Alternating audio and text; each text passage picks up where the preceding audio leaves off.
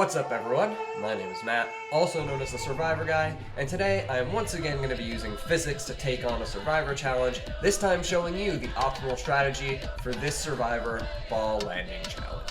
Where you will attempt to land both balls on a 2-level perch. This challenge has made appearances in numerous Survivor challenges at this point, as usually the ending part of a longer challenge. But if you've seen this on Survivor before, you may have had the same initial reaction that both me and my girlfriend did the first time we saw this, which was, wow, that looks hard. And in practice, it probably is, but in theory, it's really not that bad. So to create an optimal strategy that you can use to win this challenge, you're really just combining two basic physics principles. The first being projectile motion, and the second being momentum. So let's start with projectile motion. In physics, when we say the term projectile, basically we're talking about any object that is thrown or pushed off a cliff, or any object that is flying through the air at some speed and is under the effects of gravity. So in the instance of this Survivor challenge, our ball that we're trying to throw on top of our perch would be a projectile. So let's look at this challenge a bit more closely so we can analyze what's going on here physically. So let's say we're in the challenge here, and we have our comically large ball that Jeff has supplied for better visuals. Thank you, Jeff. If we were to throw this ball up at an angle trying to get it on the perch, as we see them doing here, the velocity of our ball would be represented by this arrow here. So it's going up at some angle towards our perch. When we solve projectile problems in physics, we don't like working in multiple dimensions at once. So here we see some of it's going horizontally, some of it's going vertically, which is why we get a diagonal line for our velocity, and as physicists, this is a big no-no.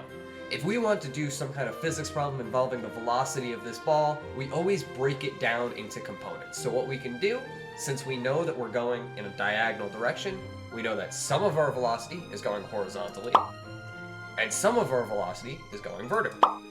So what we can do, we can break down that velocity vector into what we call our Vx and our Vy. So velocity in the horizontal direction and velocity in the vertical direction.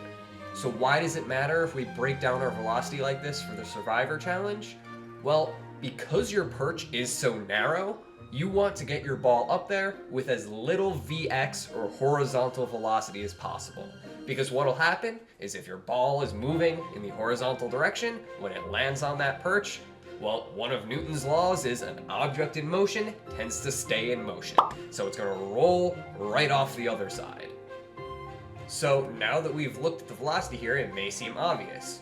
We want to minimize our horizontal velocity as much as possible. And you can see this in practice in a lot of the Survivor players that do this challenge, where they get underneath it and try and hook the ball up and onto the perch from directly underneath so that there's not a whole lot of horizontal velocity. There we go. Ken has the first one. Let's take your time. Ayla lands the second. Ken lands the second for Chitali. That's one for Malone. Obviously, the best way to minimize our horizontal velocity would be to throw it straight up in the air so that there is none, but unfortunately, in the real world, we can't just go through the thing and then land on top. It's not like basketball. We all did that when we were kids, stand under the basketball hoop and throw it up and then it lands in the hoop. We've all done that, right? Well, it isn't gonna work here. But there is a way that we can throw our ball straight up and still have it move in the horizontal direction that we need to get it just right on that perch. And that's where momentum comes in. So if we're going to talk about the momentum and how it plays into this Survivor challenge, we first have to start by defining what momentum is. Earlier I mentioned that an object in motion tends to stay in motion, and this, in a nutshell, is what momentum is. The momentum of an object can be transferred from one thing to the other, and it's just the tendency for an object to stay in motion. So for example, if you get in a car accident and you rear end someone, sometimes you may see that your car here rear ends your car in the middle and pushes it into the car in front, so now you've kind of sandwiched that car between two cars. This is a very horrific analogy. Everyone survives it. They're Teslas, they're driving themselves, no people were harmed in the making of this analogy. But why this happens is the first car that rear ends the middle car was already in motion, and an object in motion wants to stay in motion, so some of that motion, or that momentum of the first car, is transferred into the second car, which causes it to move as well. So, how does momentum help us in this Survivor challenge? Well, let's say I'm on the challenge and I'm holding one of the balls.